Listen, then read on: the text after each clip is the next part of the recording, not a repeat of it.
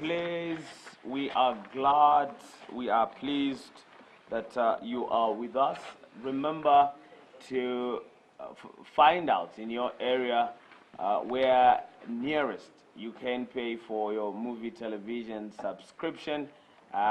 Dotted all across Zambia, we do have agents that are helping us in that regard. And I should also mention that number is growing by the day. So there are more and more ways. And also for those of you that do have Momo, it's the MTN's mobile money, you can pay using the MTN mobile money platform for your movie TV subscription. Having said that, I like how I sound today. I'm all calm and nice. I don't know whether it's, but I'm not talking about Caro, although I have now, which is very, very strange. But having said that, let me introduce our good friends from the Zambia. I always find it fun, but there's nutrition, but there's something to do with food. Having said that, we do have Matthews Muhuru. Matthews, it's great to have you back on set. And today is a good day. We have DJ Mablind. Yes. It's a pleasure to be part of the breakfast show. And history in the making. Because yes, I know. It's unprecedented. It's the very first time. But I don't look like I'm malnutrition. No, you are. No, we have to check your BMI. It's all about the body mass index. The possibility is that you could have been stunted when you were growing, and No, I can't wait to become and that's another problem because now we'll be dealing with. It's good that he thinks of me as being fat. It's really, really cool. Imagine you. I promise you, it is really, really cool. For those of you that are watching, this is the beauty of it. This guy right here, the first according guy to in the room, huh? according to my blind, his impression in his head is that ndineoneneva sono enonose mutu eve, you've got it correct. But about the fatness, that one still stands koma natogoza nditu so in natupikana pano mutu mwanza atu awamlenga aliona kuti ndinotupikana pano so natogoza ngapo natogoza. I think you should give him the pleasure of actually, after the show. I'm not hugging him. I am not hugging him. Forget it. I promise you, I am not doing it. You have to hug me. I am not hugging him. We'll maintain the handshake. I'll remain fat, and everybody is happy. All right. Betty. Yes. Thank you for giving me, the opportunity to be back on the show. I think Breakfast with the Boys has been one of the most interesting programs that I'm part of, I think, every now and then. So, yeah, it's great, and it's good actually to interact with DJ and Mablind. We need to see more of this engagement. We need to see people that have the talent, but, they're not given the opportunity, come on board and exercise their right, and they explore their talents further. Yeah, so great. Yeah. Let's talk about the numbers. The numbers not very good. 52% of child deaths are due to malnutrition. Yes. But that's the irony is that we live in a country that has got so much food, and both food that is grown by humans, as in cultivated, as well as food that just grows by itself. What others refer to as wild, although that term is debatable, whether there's such a thing as wild food. Yeah. But still, we are losing human life and children for that matter. Yeah. So actually, interesting enough, I think the whole of next week, Civil Society Scaling Up Nutrition Alliance will be participating in the discussions, some high-level discussions around the food systems in Southern Africa. So I think this is a platform where we are going to iron out some of the problems that we are facing as Zambia, and also see how the recommendations can actually be addressed by government. When you look at the food systems in Zambia, for example, you realize that the food systems are actually also letting us down. Because when you're talking about food systems, you're talking about, from plantation to actually having food on the plate. Yeah. So there are a number of issues that are happening because you're seeing most of the foods falling off from the food system, simply because some of the foods would be favored. And then also you'd be seeing that, because of this rapid urbanization and acquisition of land where everybody is trying to secure some piece of land, even the forest foods that would have, like, the good foods that were adding value even to a lot of people, we are seeing a lot of people acquiring huge pieces of land for different investments, and that is also killing, the forest foods on the other end. So I think this is something that is of great concern, because as long as we are losing our values, we are losing our culture, we are not really seeing value in the foods that is supposed to actually help us reduce malnutrition and avoid the high number of deaths. Yeah, then that is the only point that we can say that Zambia now is moving in the right direction. There's a term that you have coined as nutrition security. Yes. What is that all about? So nutrition security, let me talk about food security first of all, for you to get to understand nutrition security. When we talk about food security, I'm sure even you at household level, the first thing that would come to your mind when you get your income is that what do you buy first? Mealie meal. It's mealie meal. I like the fact that you started with what? Meal. I love those that say meal. Yeah. So it always creates that funny look on your lips. Yeah. So now when you're going to buy meal, you're going to buy meal. Yes. Yeah, because they want it to be fancy and sound, It's meal. Yeah. So in every Zambian household today, as you know, that most of Zambia is poor. So the number one food security that a household would look at, especially in the rural community and in the farming community, is them securing the number of bags of maize that would keep them to the next farming season. That is for smallholder farmers. And then even in the urban setting, the first thing that somebody would buy, if you're earning, let's say, even 1,000 kwacha, you are working in this shop. I don't know. I don't want to mention who would own it. It might even be probably even a minibus driver or a conductor. The first thing that you'd want to buy is mealie meal, and then the rest of the food that you would get, you'd not really, you know that you'd have to run around to get those foods. So that is food security on their part. But when you talk about nutrition security, you are looking at getting foods that would add value to the nutrition of your family, of your household.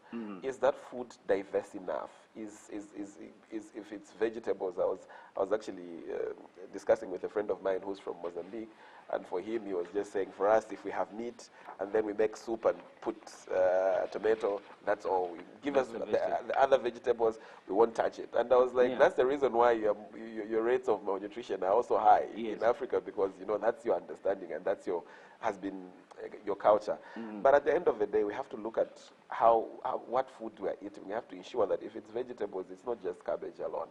It's not just rape alone. It's not just okra, which you would even put soda and kill all the nutrients alone. But it should be, different. It should be diverse. Today, if you have this type of vegetable, the following day you can have a different type of vegetables, because the kind of nutrients that you're getting from that are different. And that is what the body requires for you to have a perfect immune system, for you to grow and not be malnourished.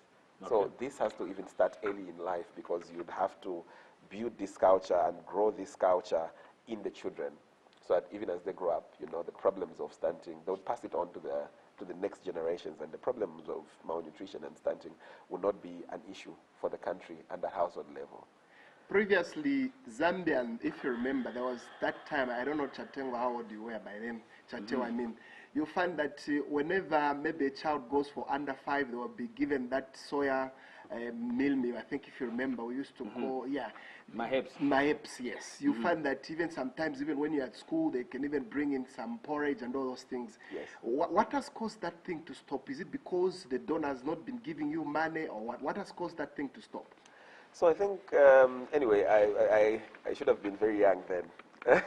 Yeah, but I'll tell you that I think that was an intervention that came into being, because at that particular point, the rates of malnutrition in Zambia were actually super high.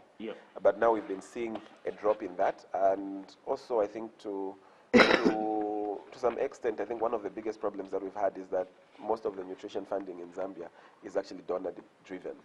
So once donors change focus at global level and, they start focusing on other areas and they cut their funding to that particular line, then the country is not able to sustain itself because, domestic budgeting for nutrition has not really been a huge priority in this country. Hence, our engagement with parliamentarians, with the relevant ministers, including the highest office of the president and the vice president in this country, so that they consider nutrition as a huge issue, because Zambia will remain underdeveloped because the children and the people who are the imiticula, would not have sufficient nutrition to help them become productive members of society. But in Zambia, we have got a goal 2030, isn't it? Yes. And in 2013, 2014, there is a 52% of children are living with malnutrition. How do you look at Zambia by 2030? Do you think there will be an impact of going down maybe by 10%, looking at the fact that the government is not giving much efforts in terms of funding?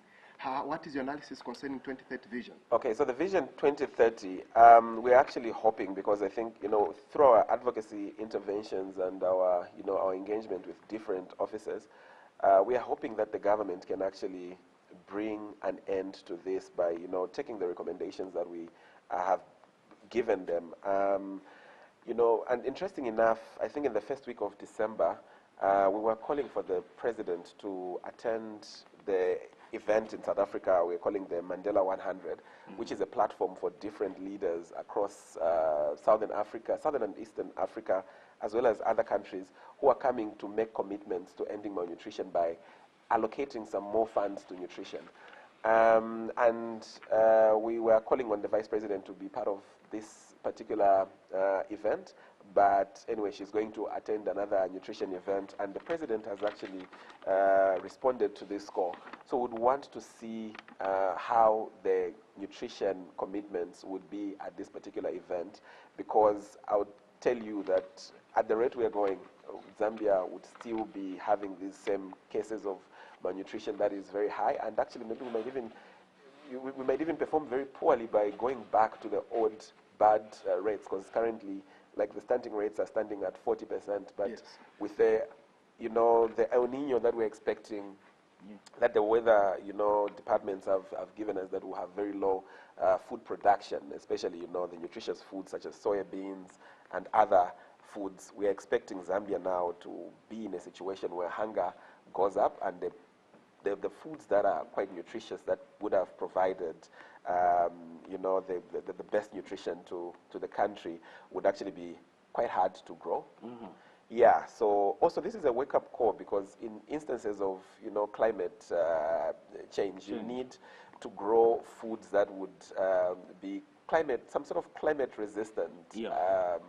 Maize has not done well, and we're not getting any good nutrients from it. And if you look at the time we had, and our maize is pretty basic. Yes, it's pretty basic. And if you look at also, if it's the orange maize that is fortified, yes, that is okay. But if it's just the normal maize, you saw how it was, I think, 2 years ago, when we had armyworms, and now the government had to buy all these pesticides, send them across the country so that we could just counter this, negative effect of climate change. Yeah. But I think at that particular point, it becomes costly for the government, and also the use of pesticides, they're damaging to the production of food. So we'd want food production to be sustainable, in that you are getting the best nutrition out of it, as well as also you're not damaging the production of food for the future generations. All right. This is Breakfast with the Boys, and remember, you can get yourself a Muvi TV decoder. As a matter of fact, I have a very, very good suggestion for you. Actually, it's weird when somebody commends themselves before they actually give you the suggestion, and that's what I'm doing basically. I'm actually commending the suggestion. You know what? Christmas is around the corner, and I know corporate organizations, you've got Christmas bonuses, you've got all these things that you want to reward your employees. How about this? How about you come talk to us at Muvi Television? This time around, you give them those decoder kits as your Christmas bonus for all your employees. Believe you me, we'll give them to you at a very, very good rate, so that all your employees now can enjoy that. And that's good for Christmas. But There are those of us that are philanthropists and you're thinking, what are you going to do for charity this time around? You know what? You can also come through. You get yourself those decoders, donate them to the hospices, donate them to the orphanages, donate them to the schools, so that, you know what, they also can be part of Movie TV. On Movie TV, you're not only watching Movie 1, Movie 2, Movie Nyimbo, Bakadoli, and a whole spate of other channels that will be of great value. So think Christmas differently this time around. Let's turn Christmas the movie way, and we have great broadcasting and programming that we've lined up for you. I just thought I should mention that because, you know what, I don't know why I keep on asking you what, you know what? You know what? We're with Matthew's movie. 40% stunted growth. That number doesn't send a lot of Christmas good wishes to us, does it? It doesn't. It's, you know, embarrassing. To say the very least. Yeah, and also to be a country that, you know, most of Southern African countries would depend on for certain commodities like maize. You know, when they're having issues also they would run to us. It shows that we're producing enough maize, but it also giving a picture that we're not doing the right things to ensure that we're securing food and nutrition security for the country. Yeah. So 40% is quite a... Now, there's one thing that you nutrition activists normally say. Having food does not entail having nutrition. Elaborate a little more on that. So that is actually called the hidden hunger. Yes. So today we might give you a whole plate of shima only, and you fill up your stomach. Or at times, you know, like from the revelations in the different parts where we were interacting with the communities, where, you know, to some extent they would even go and just have the shima with salt because they don't have food. Yeah. So at that particular point, you filled your stomach.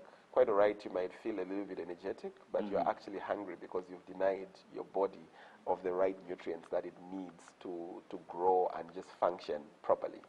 So that is, you are hungry, in short. Hence, even these hunger reports that we've been receiving year after year, which have labeled Zambia very bad in terms of, you know, performance, because most of the times we're even graded, you know, third hungriest nation in the world, sixth hungriest nation in the world, because of such. That's quite scary, yeah. If you make it to the top 10 of the hungriest in the world, and and that is so annoying, because if you look at war-torn countries where people, you know, are even hiding in some, there's civil unrest. They can't produce foods, but they're even performing way better than a country 54 years after independence. Actually, it's called the hub of peace. The hub of peace. We are so peaceful that we are hungry. It's just weird, isn't it? Yeah. But I must mention that, you know, I've been following the parliamentary discussions, and I was impressed actually with the statements that Princess Kasune gave when she was actually talking to the religious affairs, religious... National Guidance Minister. Yes, the minister, saying, you know, you have the responsibility of ensuring that there is morality in the country, as well as also seeing to it that there's nobody who goes hungry just because of negligence of monies being, you know, misappropriated. She talked also of the issues of poverty. So Princess Kasune has been one of the champions of nutrition, and she's actually one member of parliament that we've gone to her constituency with her to look at, you know, the support that food diversity can get in her region. And I think some of the findings from that particular visit, she's actually been advocating for that in Parliament. So we want to see more members of Parliament taking up their responsibility of representing the communities and the constituencies that where they're coming from to champion issues that really matter. Children, how much nutrition education are they receiving, and how involved are children in this discussion? Okay, so I think when it comes to children and just nutrition education in general, targeting young people, we haven't done well as Zambia.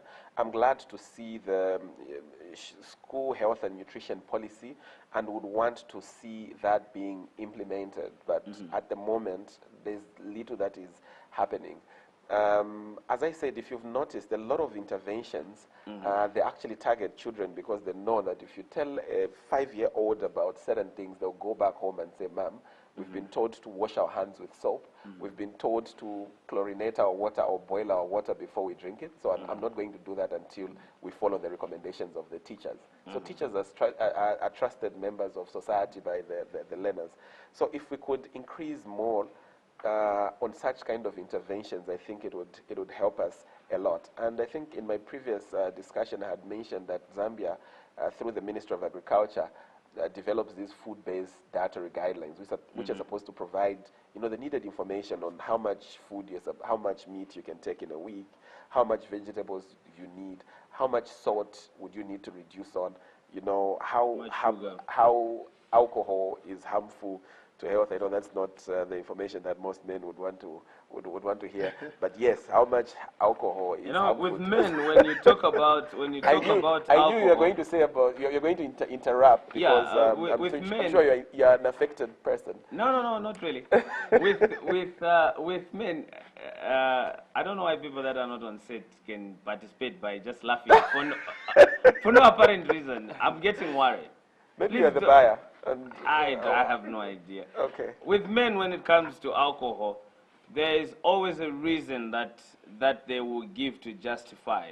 There's actually even called the 7-day reasons why you drink. So every day has got a reason why a man is taking in alcohol. For example, Sundays they will take alcohol because they believe that it was the first miracle that was recorded in the book of John. So they are just trying to live by the Bible, and then on Monday they'll be taking it because it's the first day at the job, and then and then on Tuesday because the boss is getting on their nerves, Wednesday because it's hump day, then Thursday because it's almost Friday, and then Friday we just say thank God. Saturday, are you still asking me the question? Yeah, we have to find all the reasons to justify the wrongdoings. Yeah. But yeah, so with these particular guidelines, we would want to see government take up an active role because most of, if you look at the Ministry of Agriculture, apart from just providing the necessary, like guiding the nation on how much food they should provide, in other countries, I'll tell you just Botswana, where, most of the country is a desert, and the government has actually taken up initiatives of shipping soils that would be conducive to grow food, and they're actually participating in growing the different foods that the country needs. And if you talk about issues of malnutrition in their countries, you'd notice that, they're not as bad as we are having here. So once the government can take up an active role of educating, because also, issues of malnutrition, they also border around the family. Yeah. So if you can strengthen the family values on food, then that would be very, very helpful to the nation. Yeah. You know that Shima, for example, is a cultural and also a family meal. Yeah. In the night, most parents would want to go and have food with their families because I think that's a meal that you'd have together. Yeah. So if we can introduce, the good foods, the foods that are healthy at family level, then, issues of malnutrition and also issues of poor diets would be reduced. Would be reduced greatly. Yes. So do you have something that has to do, for example, do you have a plan of maybe moving in schools and then doing some maybe video shows to show the pupils, especially these children, about the impact of malnutrition? Have you ever had such plans to start moving around in schools, or we just have to bring them on theories? What are your plans for in such an angle? What do you look at it? Okay, so we've like as a civil society Scaling Up Nutrition Alliance, we are an advocacy platform for different advocacy organizations that are working to improve nutrition.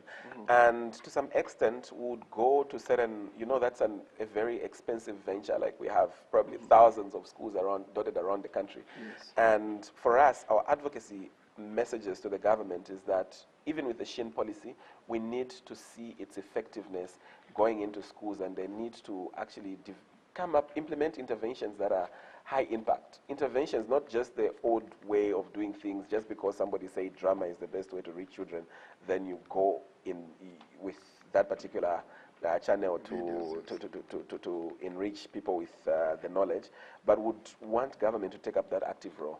But in some small cases where we are doing some pilot to see, what kind of messaging would be effective, we'll do that and then take the learnings to government, because at the end of the day, they have the responsibility of ensuring that everybody leads a healthy life. And they're also signatories to the SDGs. So 2030 is coming, and how will Zambia perform? So we don't want that negligence and government probably not really regarding nutrition and just, security and nutrition and food security as an issue that is of low priority to the country. Yeah. All right. Issues of nutrition, but it's quite hard to talk about nutrition and diet without bringing up the issue of women, because women mostly control issues to do with food in at household level.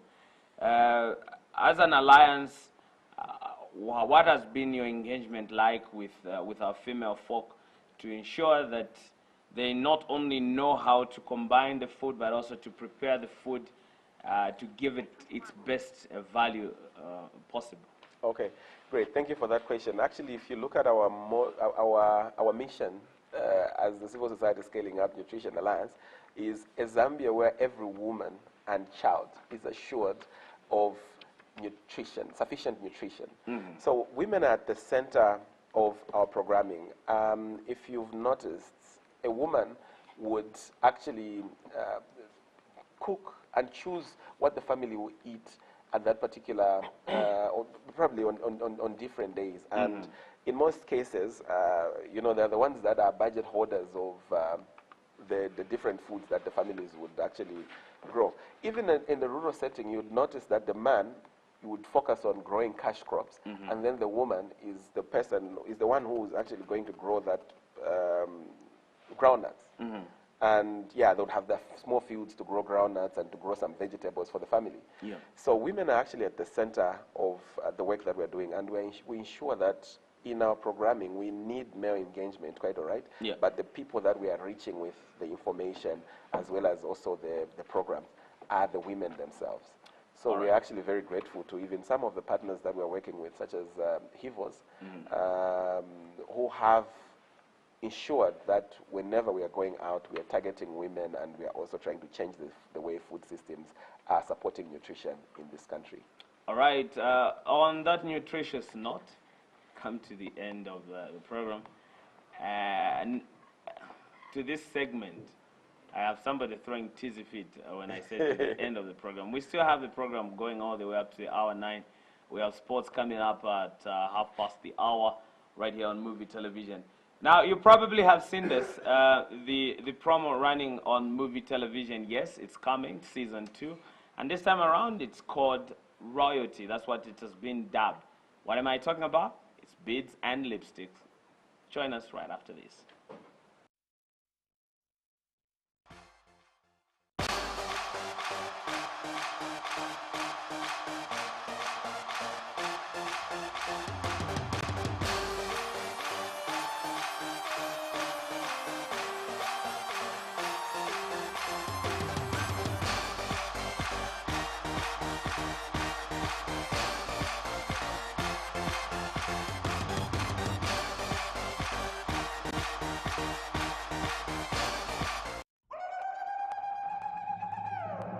Are you a classy female between the age of 18 and 25? Do you want to win prizes worth up to 1 million kwacha? Well then, participate in Zambia's famous reality show, Beads and Lipsticks Royalty. To qualify, you must be a girl that has never been to the village, and you must be ready to stay away from home for over 3 months. Do you think you have the A game to compete in the Beads and Lipsticks reality show?